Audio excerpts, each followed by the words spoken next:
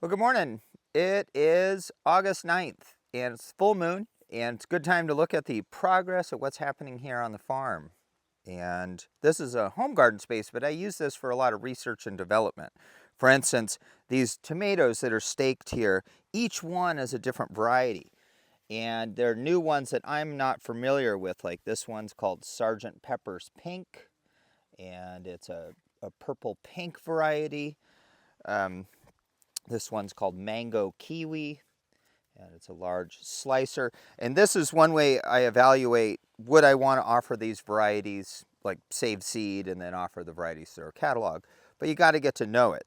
Another spot that we're evaluating some new material is over here. And this is a purple cabbage that was bred in collaboration with the Organic Seed Alliance. It's called Purple Rain, but R-E-I-G-N, like the reign of Queen Elizabeth or something, or the double entendre, obviously, with the Prince song of the same name. Then here's a pepper in here.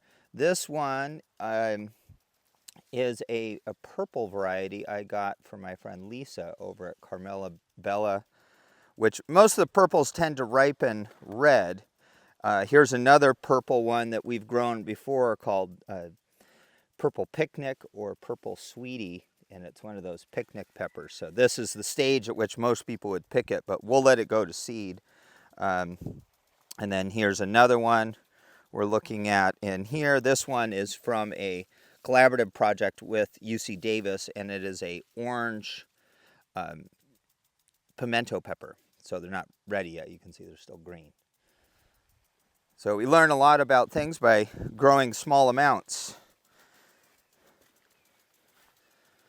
And then over here we have fall greens and root crops like carrots, beets, radishes, and turnips coming up, along with some weeds. So those kind of things you want to water every day, especially when we have hot weather. So every morning I water it for about an hour to keep that seed bed where the seeds are planted nice and moist. So here, these just got harvested 2 days ago, and this is a new chickpea variety for me. I'm trying to keep out of the way of the sprinklers. And it's called Sicilian Black. So that's what the seed looks like. It's a nice black desi type. And I'll let this dry on the tarp. I've found with chickpeas that birds tend to eat into the pods and eat the immature seeds. And normally chickpeas, the saying 2 peas in a pod comes from chickpeas. That one just has one. But here's one. See, 2 peas in a pod. That's where that saying comes from. Is from chickpeas, also known as garbanzo beans. So we'll let this dry before threshing. And, oh, here's another. This is definitely worth covering. So this time of year, late July, early August, is when you want to get a lot of your fall garden crops planted, whether that's in the ground or here in the greenhouse. So I have lettuces, a number of varieties of radicchio and chicory. I have some kale and broccoli coming up here. And then a gold chard that will overwinter and it'll produce seed next year. And more radicchios, like this one's called Rosato, and this one's called Mirabella.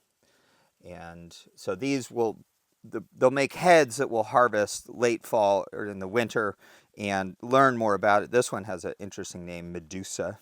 I believe this is a Puntarelli type. And yeah, here's some red Russian kale. And here's something that's Rocco o Quiliante de Monte. That one's not germinating very well. Anyhow, this is the time. It's not too late to get kale and some of these greens started if you're just seeing this now.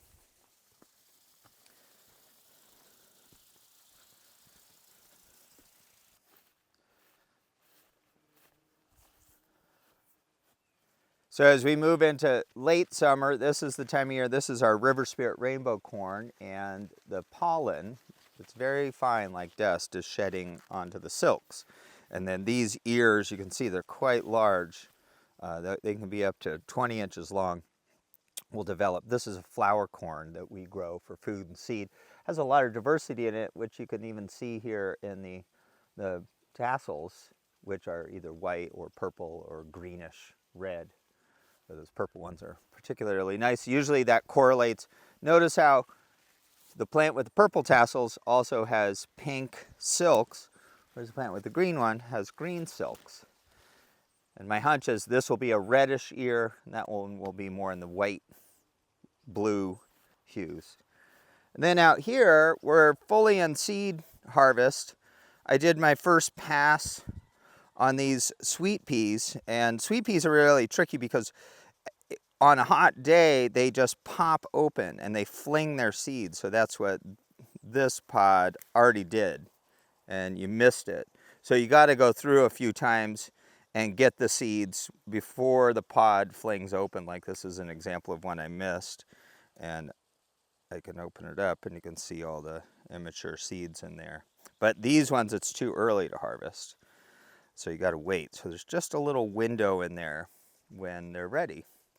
This is Italian Isher lettuce for seed, and it's just about ready to harvest. I did my first pass through, and what I did, this is part of plant breeding for bioregional adaptation, is I pulled out all these ones where the plants had died. And this is a fungal disease called sclerotia attacks the plant. So we don't want seed from the ones that are susceptible. So I go through and I rip those ones out. And you can see right next to them are all these healthy green plants. And this is what we want seed from, and this is how we can adapt crops to pest, disease, and climate stress over time. But it means a reduction in yield. So you want to get seed from people that are doing this climate adaptation work, whether it's Siskiyou Seeds or other bioregional seed companies, because most seed companies are just brokering seeds sold on the international market, and there's no way that they can select for every climate in the world. Whereas what we're doing will do better in your garden than a lot of other stuff. And then over here, it doesn't even look like much, but I need to harvest it. This is a spicy mustard called Bao Sin, and these pods are all ready in here. So I got to come through and clip them and then thresh it so that you can see the seed is in here ready, very much so. That little tan mustard seeds. So, and then we've got broccoli. I just did my first go through of this broccoli seed. This is just about ready. It's just drying in the sun. This guy, and then same with these fava beans are all ready. This is a cool variety from Bolivia called Thumbprint. And it's variable how much it has the pattern. That particular one didn't look very distinct, but they have this cool, they have different designs and patterns on the seeds, so you can see the seeds are already in there. Sometimes they look very much like a thumbprint, so that's where the name comes from.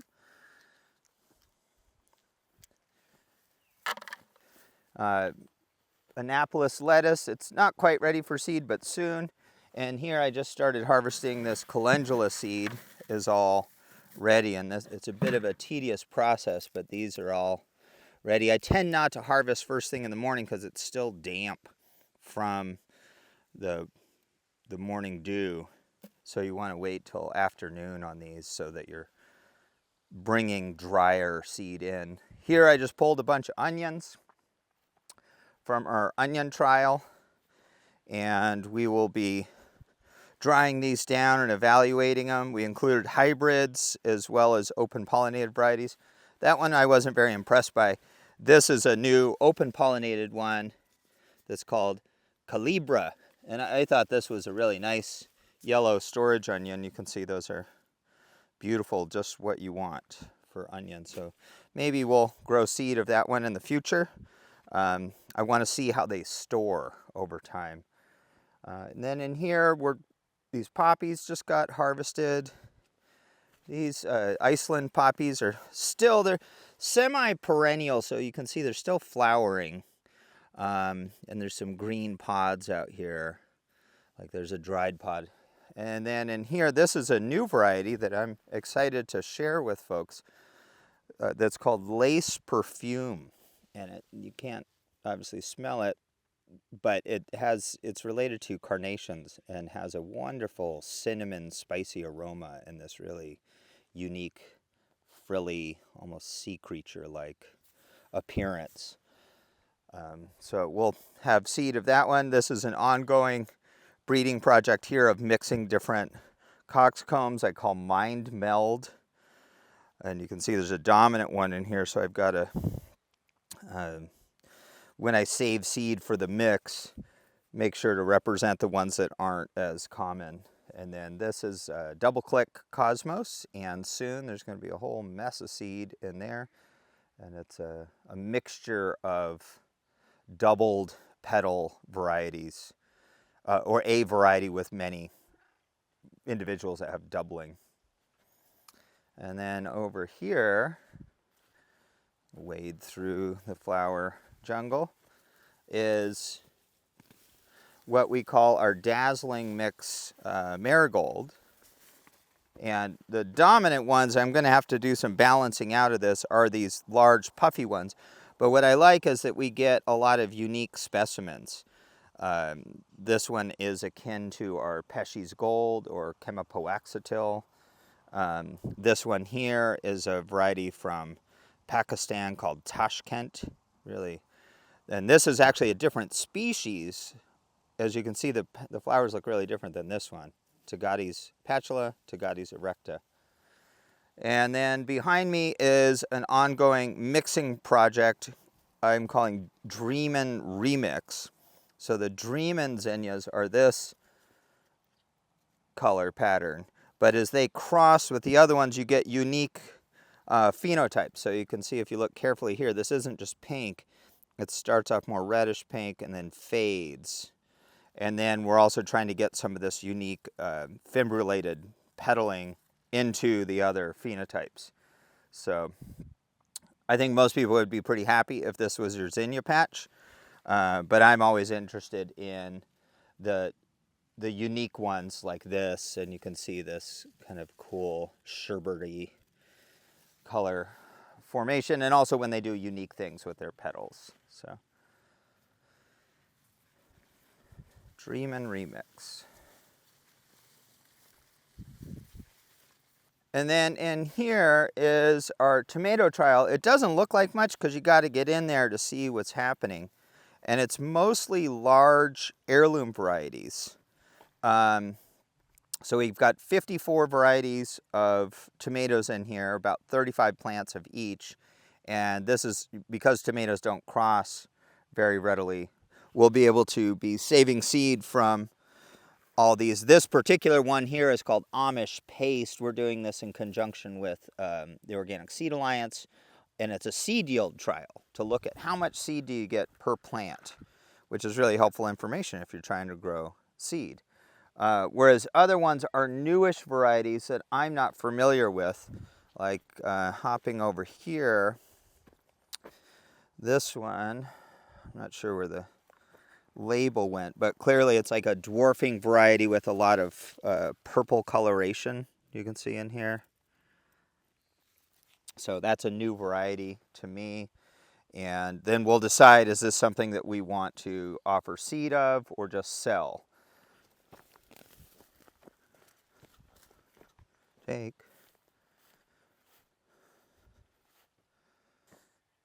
These Hyogan melons look good. So here's, this is a great Israeli heirloom melon called Hyogan. Eventually it'll ripen to where it's yellow and green stripes and it's green flesh on the inside. So we're just waiting on the summer heat to ripen things. And the seed is ready with melons when the fruit is ready. So that's a win-win. We get to eat it and save seed. This is a great Japanese heirloom related to butternuts called Kojiju. And you can see this time of year, the fruit's just small. You know, eventually they'll get to be about this big and turn a buff green color and be for seed.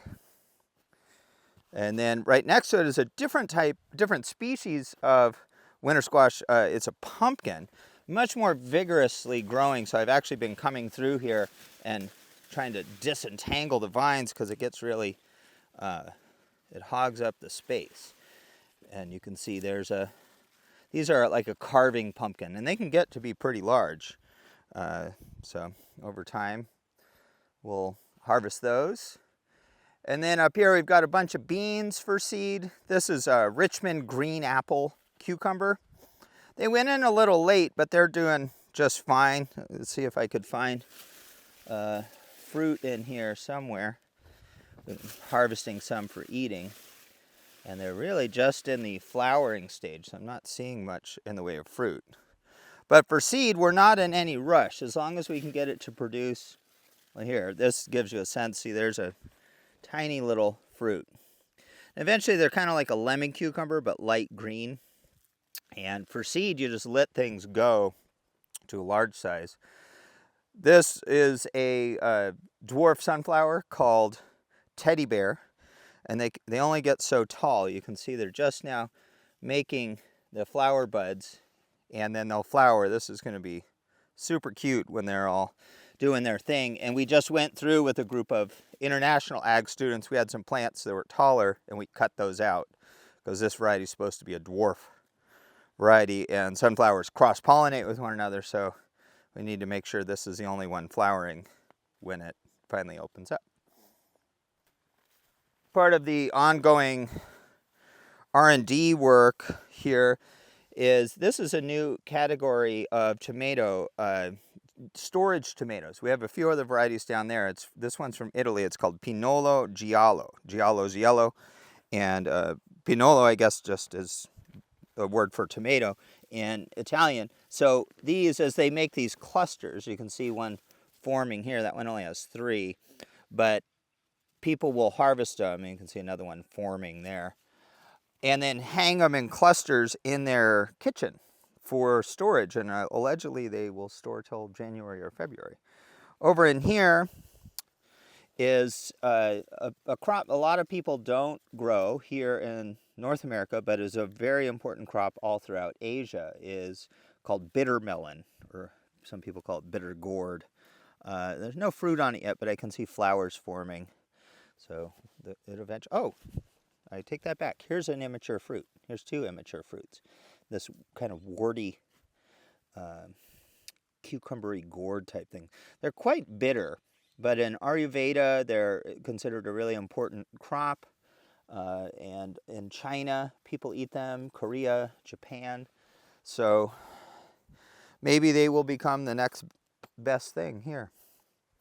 You will have to grow it and see, and follow some recipe that I don't know about. And rest of the farm, one of the things we do is moving into apple harvest season. So looking forward to that. And it works really well to have these pocket fields in here. And I feel like it's worth pointing out, we had a little empty space where some squash never came up. So I planted buckwheat, and that's what's coming up here. This was only planted 10, 12 days ago, and will grow up about 3 feet high and make these beautiful white flowers and support pollinators, because in our larger farm ecosystem, late summer, like as we move into September, there's not many things flowering. So we want to support our beneficial insects and our pollinators, and buckwheat is something that we grow and sell seed of, and it's an excellent crop that grows quick, and you can fill in these little empty areas, these little niches that you maybe don't have time to grow another crop. So, and it's feeding the soil and the larger ecosystem.